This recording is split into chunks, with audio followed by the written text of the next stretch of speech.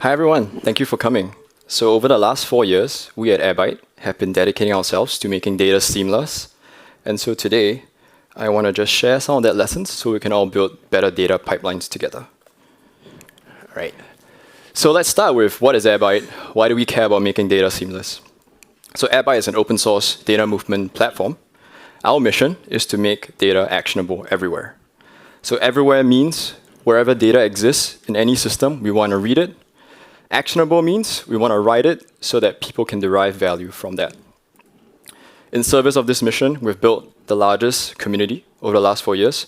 We have about 160,000 deployments, 7,000 people using us on a daily basis, and about 9,000 integrations or connectors built in the ecosystem. And that's because we believe when you talk about data infrastructure, data movement is the core piece that you need to be really good at. So you want to be able to put your data in the right spot so the right people with the right tools and the right context can derive business value and work with your data. So that is our focus at Airbyte. Cool.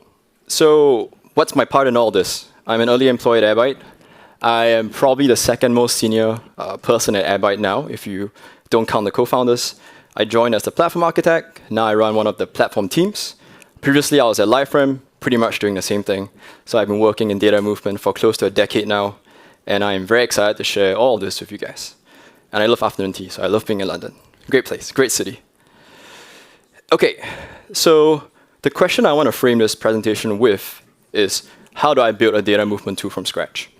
So there are many different sort of data practitioners here with different backgrounds. You guys all use different tools. So I think this is the best way for someone to take something away from this presentation. And my goal is in the next 27 minutes, condense everything I've learned over the last 4 years at Airbyte and impart all these to you guys.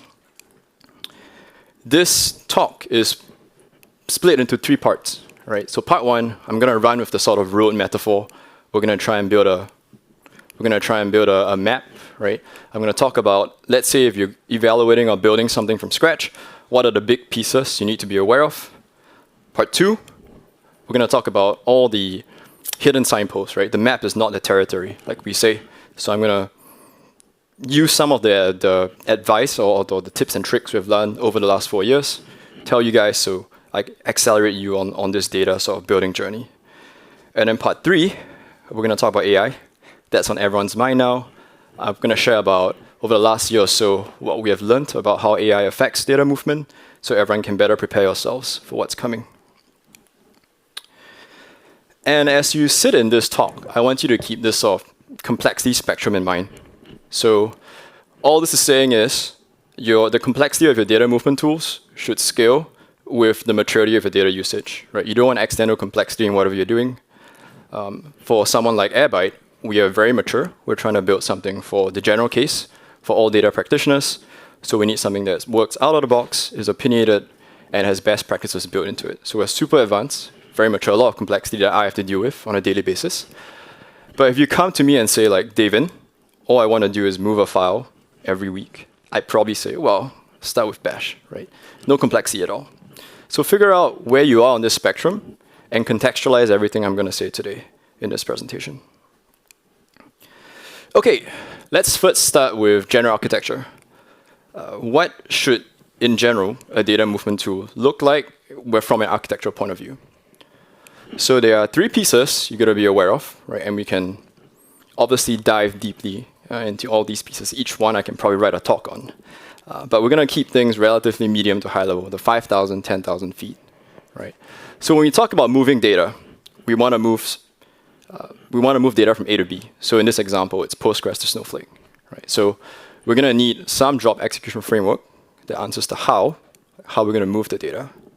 You're going to need a scheduler in your framework or your tool, and that answers the when to kick off jobs. If jobs fail, what are you going to do? And finally, you're going to need a configuration piece, and that answers the what. So what are you moving from where to where? If it's a file, I'm moving all these files from SFTP to S3. If it's database tables, am I moving all the tables, a subset of the tables? Am I going from Postgres, MySQL, to Snowflake, Redshift, your lake houses? And this also includes credentials. So there are 3 pieces. And these 3 will form the bedrock of any good data movement tool.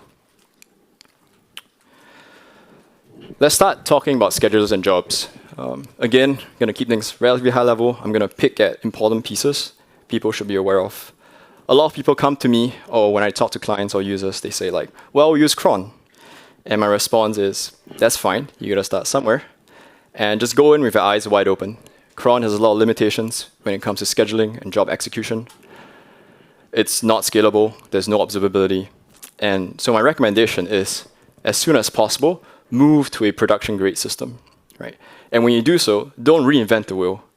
I have written 3 job and scheduler frameworks in my lifetime, and that's because when I started doing this, none of these awesome tools were available.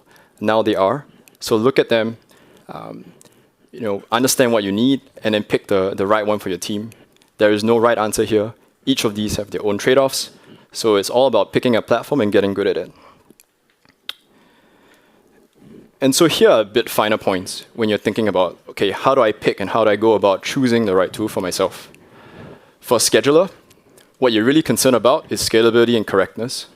So questions to ask yourselves are, what is my scheduling format? Do I care about cron? Do I care about periodic windows?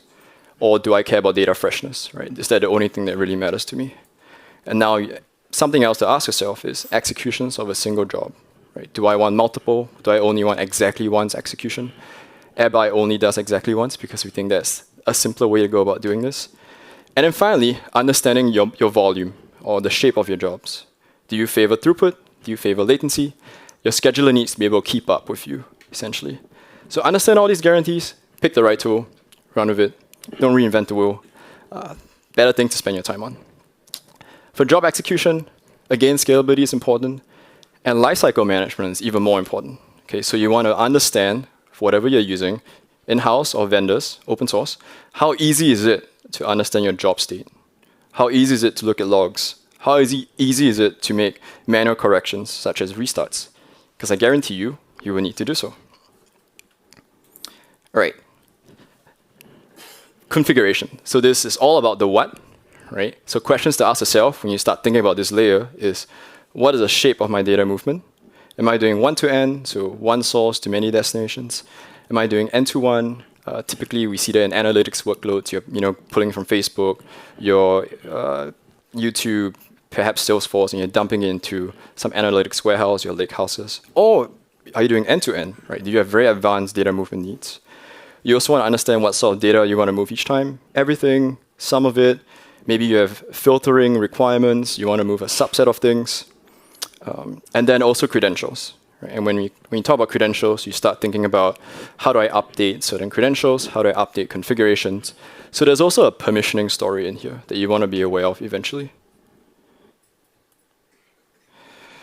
And finally, if I were to do things from scratch, this is the domain model. This is how I would cut up the architecture. Again, at a very high level, I think from me just talking about this, it's obvious. Configuration belongs in one bucket, and then your jobs and schedulers belong in another bucket. So if I were to spin up a team from scratch, I'd start with 2 teams. And within each domain, you can further cut and refine your systems. Right? But this is a good framework to start thinking about data movement in general. OK, so we're blitzing through right now. Let's talk about abstractions. So we talked about the general architecture. And I want to touch on some of the concepts your data movement tool will need. So we're going to start by asking this question, another question. I think when you think about abstractions, you need to understand where you're going to, like what goal your abstraction is trying to support. So in this case, it's how would an ideal data movement tool behave? Right? What can you achieve with one? The ideal tool, I think, and I think a lot of us will agree, I hope, is something that's efficient, is reliable, and scales within reason. So it needs to be fast and also cheap. Right? No point being fast and insanely expensive. Your stakeholders will not be happy. You need people to trust the data that's coming, and you want it to scale within some reason, according to your own data needs. Next, we have to confront reality. Right? And I would say, in my experience, most of the complexity in moving data comes from sources. It's truly garbage in, garbage out. And so there's a lot of understanding the feature set and the guarantees sources have, and therefore building the right abstractions to support that. So in general, there are sort of 2 things you need to be aware of from sources. How to read from them, That's the first one. Sources, in general, usually support either incremental or snapshot. So incremental being I can read a window of the data stream, and snapshots being I have to read the entire data set each time. Right? Even if I only care about the last row, I need to read everything. And sometimes they support both. Second piece is a sort of guarantees your sources give you. So this is all about how much you can trust the source to give you a consistent view of the data. Right? And if for you guys familiar with relational databases, this is really the consistency and isolation piece of ACID. And part of this is understanding duplicates or dealing with duplicates. So your source might give you duplicates, and in that case, you have true duplicates. It's giving you multiple rows or records of the same thing. Or you might have contextual duplicates, which is the source gives you a great view of the data. So MySQL, Postgres, if you define a primary key, it will deduplicate for you. But once you enrich it with something, you get what we call contextual duplicates, right? That's further downstream in your pipeline. So we want efficient, reliable scale, and we know we need to deal with how to read from sources and the sort of guarantees and confidence level a source can give us. Okay, so the first concept you will need in your data movement tool is the primary key. Nothing crazy here, we're not reinventing the wheel. This is the primary key we know and love from relational databases. It's useful to have this concept because not all sources, right, if you want to build a really wide-ranging tool, will support this. So you need a way to specify this in a general manner.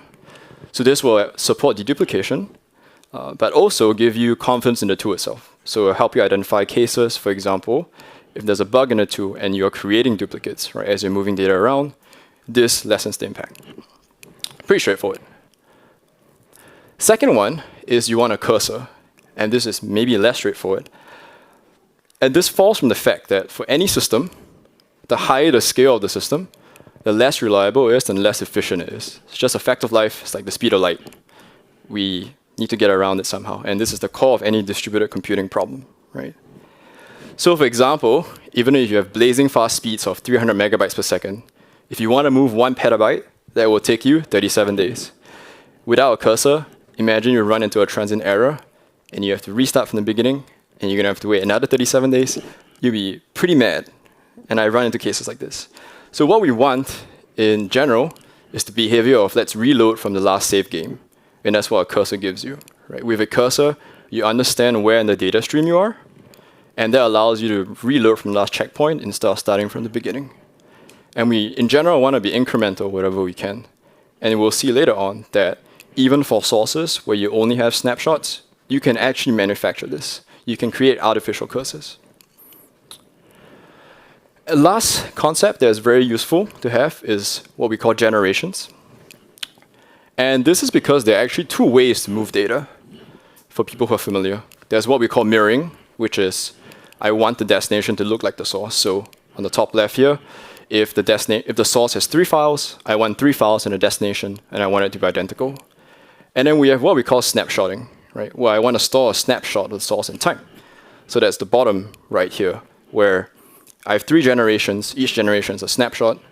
And you see for the last generation, oh, look at that. File 3 is gone from the source. This is very useful when you start doing advanced data operations. So for example, if you are training an ML model and you're trying to understand, okay, the latest generation of my model is less efficient, you need to understand how the source is evolving to make logical leaps and deductions. Okay, file 3 is gone, so maybe we're missing some data there, and that's affecting the model in this way, right? So generations allows you to do snapshot differentiation. And that's sort of the final piece, big picture-wise, in a good core concepts of a great data movement tool. All right, so with all of that, architecture and these 3 pieces, we all now have a basic working understanding of how a great data movement tool would work and how to build one from scratch. So that's part 1 of this talk. We're going to dive into part 2, the fine prints on the map. The map is not a territory. Let's talk about all the hidden turns and all the ups and downs. And to build this list, I actually crowdsourced this from all the tenured employees at Airbyte. So this is not just me, even though I have most of the input here. This is from everyone. And this is the advice and lessons we've learned. So number 1 is it is very useful, even essential, when moving data, to adopt the position that all data is eventually consistent, right? This follows from the fact that when you start reading data and moving data around, data becomes stale the second it leaves the source. Doesn't matter how you're reading it. If you're using a select star from database, you're doing wall logs, using change events, or you're using API pagination, the minute or the second it leaves the source, it is stale, right? And I bet when you guys are doing pagination, your engineers and your data people are not realizing, yeah, I'm looping over the 5th page, but maybe the 4th page data has changed because the system works that way. And that's something where we run into a lot. And it's just good to assume in general that data is missing or out of date, even though you're trying your best, right?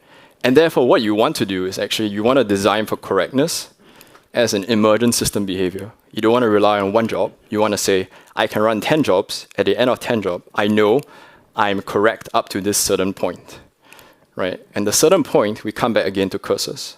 As much as possible, you want to pick a unique time-based cursor so you can understand progress. So when you're done with the 5th job out of the 10, you know, okay, I've picked up everything up to 2 days ago. I'm going to run this 5 more times, and eventually I'll catch up. And if you never catch up, you know, right, I'm a day late. That's fine. Right? Stakeholders, are you happy? Are you sad? Should we go faster? So that allows you to make a lot of intelligent decisions and conversations around reliability. Cool, so that's the first one.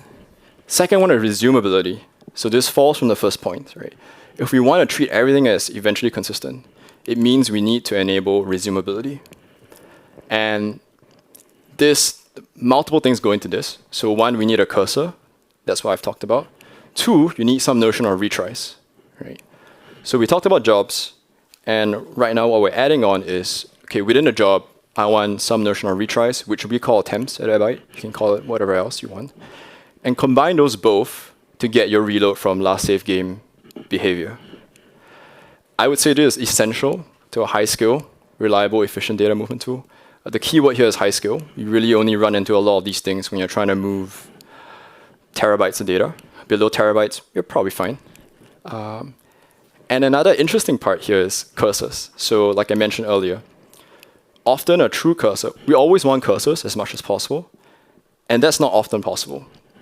So when I say a true cursor, what I'm talking about is your schema, for example, your database schema has an updated at column that you can use as a cursor to understand when was things last updated, how far away am I from the latest row. That's not always possible, especially in enterprise companies, what we have seen, because the data reader is not always the data writer. Your schemas often are optimized for writes, and the reader is a different consuming team that doesn't control this. So in those cases, what we have found is you can use artificial cursors. And artificial cursors will differ from system to system. Ultimately, it's all about understanding the underlying system. Each system typically has its own internal cursor bookkeeping that it's using. For example, in Postgres, you have CTIDs. That's like a system column that Postgres itself is using to understand how is data mapped onto the disk. As I deal with reads to a table, how do I reconcile that, right, with all the typical ACID-based sort of compliance properties? So you can actually understand the underlying system, pick all these artificial cursors, and use them in your own data movement tool to make them extremely robust. So MySQL has primary keys. We can do the same for Oracle. We can do the same for Microsoft SQL Server. Same thing for APIs. If the API doesn't have querying by time, you can often use pagination, offsets, page numbers. The thing about APIs is they're less reliable. APIs are by nature not meant to read. You're not meant to read a lot of data out of them. So just keep that in mind. OK, so the third one we also talked about, or people brought up, was it's impossible for destinations to truly mirror sources. So we talked about mirroring. And what we found is it's impossible unless you are doing or you're going from same technical system to same technical system. So in this case, Postgres to Postgres, same technical system to same technical system. And even if you are, the flavors and versions all matter, right? If you're going from MySQL to MariaDB, good luck. It's not going to work. Run into that. It all comes down to types. Different technical systems will implement different typesets. So some typesets will not be available in others. JSON is not supported everywhere, for example. Some systems will characterize that as char set instead. And even if they are identical, there are different implementations, right? There are different memory constraints, size constraints, encodings, case sensitivities you got to be aware of. Big picture here is the trade-off that you got to think about is how is the data being used, right? At the end of the day, when you're trying to mirror things, what you want to understand is how precise does my data need to be? If you're running an analytics workload, it's probably fine for you to drop a few records. It's okay. But if you're running, or if you're training an ML model, or if you're going to do dashboarding for finance, you're doing with ARR, all those numbers, you typically want to preserve as much data as you want. And then you start thinking about things like lineage, right? Being able to track, okay, I dropped this row because it was too big, it can't fit into my MongoDB record, for example, and surfacing all these things to your data consumers. All right. Fourth, testing integrations is the hardest problem in this space. I don't think this is solved by anyone that we have talked to. And even for us, we haven't completely solved this too. I would say for you computer science people in the room, this is the halting problem of data movement. The halting problem is essentially, can I give a program to a computer and can a computer tell me, will this program eventually stop? Right? Is an MP complete problem? I think the same is for connectors or integrations. That's given an integration, can I guarantee that it's 100% correct? Very, very difficult. And there are two reasons for this. You'll find that as you dive into this space, all the integrations, nothing is ever static. Things are always changing. API schemas will always change. I think Facebook changes its schema on a weekly basis without telling anyone. You run into that. If you're using a token, the authentication, OAuth tokens will change. And then with that, permissions will change. Data volumes will change. What is being written will change from day to day. So it's impossible to imagine all the edge cases people will have in their services. I've seen Oracle databases with 20,000 tables. I've seen tables with 1,000 columns. I cry for the engineers who have to work with that. But that's the case. So what this means is in your tool, or when you're thinking about this, you realize you need a lot more state to do everything correctly. You need to be tracking what's happening in your source, your tool itself, the destination. You need to understand how to reconcile all of that. And for us, what we've been looking into now is live testing of connector data. So what we do is we take two versions of a connector, we run it, same credentials, and we look at outputs. And then we try and see, okay, do the outputs match? Do they differ? And if they do differ, is it expected or is it not expected? Right? It doesn't solve the problem, but it gives us a decent confidence level in what's happening. Last one comes from my PM, who talks to a lot of enterprise users. The brittlest pipeline often powers the most important data. I think this is a very interesting phenomenon we see, where what happens is you have a core data need that is written really quickly because it's urgent. The person who writes it, no one wants to change it because it's so critical. The person who writes it leaves. 2 years later, the technology is now outdated. No one knows how to touch it. No one knows how to debug it. No one knows how to update it. I see people nodding. So if this happens in your org, it's very common. And all I can say is, if you feel anxious about something, go fix it. All right, part 3. We're doing pretty good on time. Almost there. So part 3 is all about, okay, great. In the last year, AI has changed many things. How does AI affect data movement? So from what I know, talking to clients at Airbyte, good news is nothing, right? Hopefully that helps you guys feel better about the whole AI push and the hype. Some people say it's hype. And that's really because AI just means more things become useful data. And at least in the data movement space, it means it's business as usual for us. Right? So what we see is a lot of data that was once previously collected for more regulatory, privacy, auditing, trading purposes now can become training data for AIs. There are interesting caveats here, or like details your tools will need to support. Right? So one is we're seeing the increasing importance of non-textual data. So non-textual here is voice recordings, PDFs, pictures. Again, all of that used to mostly be collected for auditing and maybe training purposes. But now enterprises want to put them in an LLM. They want to have support agents. They want to have a knowledge-based AI. So whatever tool that you need to deal with needs to handle this well. Second, interesting thing that we notice is that a lot of traditional tools are getting AI features, right? And so this really stems from us making sure we keep an eye on, okay, what are trends? How do we position Airbyte to help our users best move data for AI? Turns out, the typical tools that everyone uses work pretty well. So Postgres is getting PG vector. And on many benchmarks, you see PG vector is comparable to Pinecone for vector databases. And therefore, you can actually stick with Postgres if you want to start doing more vector work in your data pipelines. Same thing for Databricks. There's Lakehouse AI. Snowflake has Cortex. And I believe Microsoft and Oracle also announced support for vector types in the last 3 months. So things are staying the same. And if you're worried about this, I would say don't be. It's not clear even to me who is the reddest of vector databases, right? Who will win that war? Right now, it seems to be Pinecone, but things change so quickly, we don't know. And lastly, files as a first-class data mediums. I think this is a trend that we see with lakehouses. Files, everyone knows how to work with them. They are incredibly flexible and interoperable with many tools. Now with AI, again, everything becomes training data, and typically all your AI frameworks like to talk in files. So what this means for you and for us is get good at files, treat them as first-class data objects, and that is lifecycle and observability. All right, last thing I want to leave you is this funny quote someone gave me when I was sourcing part 2 of this talk, which is, there are data engineers who want to write in-house Python scripts, and there are folks who want to use data movement platforms, and it feels like they don't like each other very much. And I think what this really speaks to is everywhere we go is all about communication. I don't think there's a right answer. You want to build, you want to buy, you want to use in-house tools, you want to use open source vendors.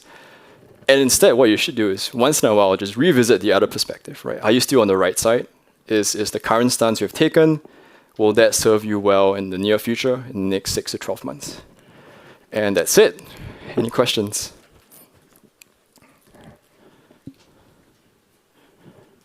Very quick blitz through 4 years of my life, of my work life. Okay, well, if not, thank you. Airbyte has a booth, and I'm happy to chat about any of this anytime. Come find me. I'll be here for a few minutes after. Thank you for your attention.